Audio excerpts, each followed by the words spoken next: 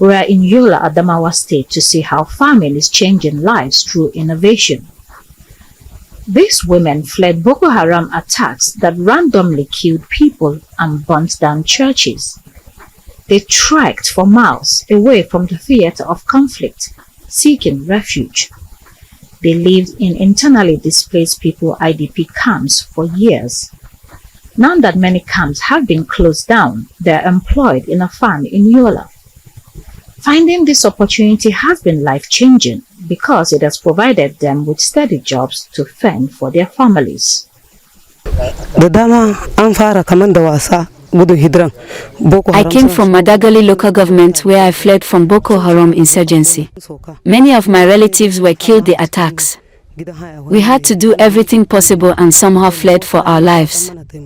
We ran to this town and found a place to settle with people assisting us with food and non-food items. Then God connected us with this Alhaji who gave us farmlands to farm on.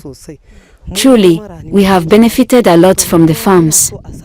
We did both wet and dry season farming and we want to be given the opportunity to do dry season farming again. I have benefited a lot from this farm. Out of it, I have been able to send my children to school. I have benefited tremendously from farming here because when I fled from insurgency, I had nothing and no one to rely on. My coming here has gifted me with a piece of land. I am able to pay my children's school fees and I am trading, which helps to solve my needs. Work in this farm is a bit different. Nigerian farmers are becoming aware of global topics such as climate change, the effects and what this means for their trade. Unpredictable rainfall, drought, flooding, all this threaten food security. Is reshaping farming, with farmers embracing what is known as climate-smart agriculture. This means adaptation to innovation such as drought and flood-resistant seeds, pest-resistant seeds, better soil management, innovative irrigation systems, etc. From the literature we got and from the practice on the ground, we can tell you there's a lot of difference. One, the climate-smart matures early, some 65, some 70 days. Some of them are drought tolerant. Some of them flood tolerant.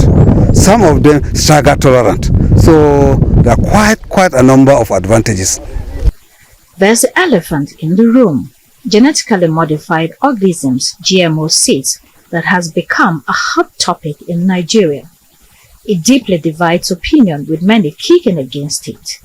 Asmal says their seeds are Nigerian. Their seeds are released by National Varietal Release Committee.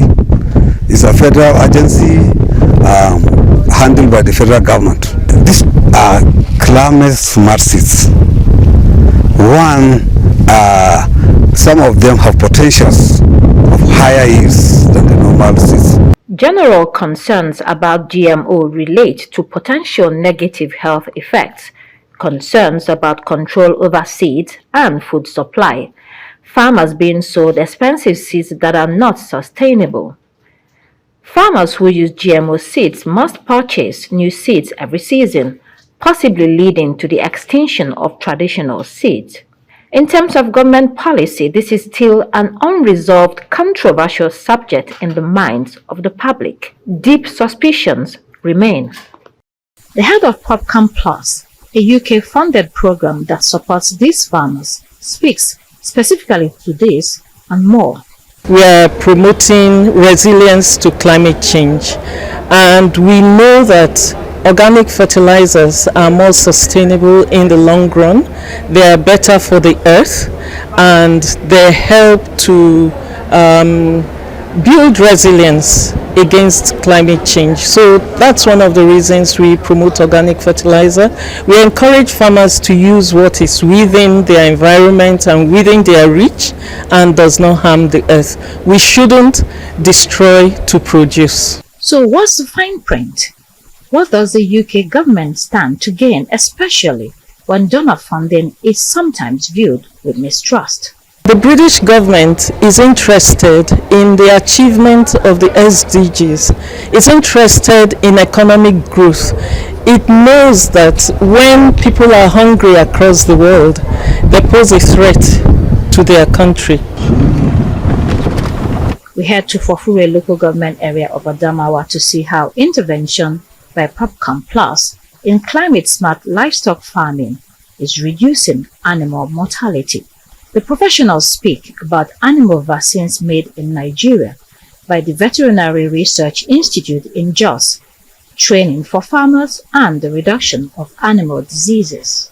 We are scaling the last mile vaccine in animal health. So we are leveraging on existing community animal health workers and veterinary professionals who have been rendering services to these communities. And these community animal health workers go into communities to make sure there's adequate and suitable vaccines to livestock farmers. With the right assistance, farming is restoring dignity and rebuilding shattered lives. Families now have more food on the table, more income, and a sense of stability after years of uncertainty. Beyond food, the land is giving people a fresh start, a way to heal, work, and dream again.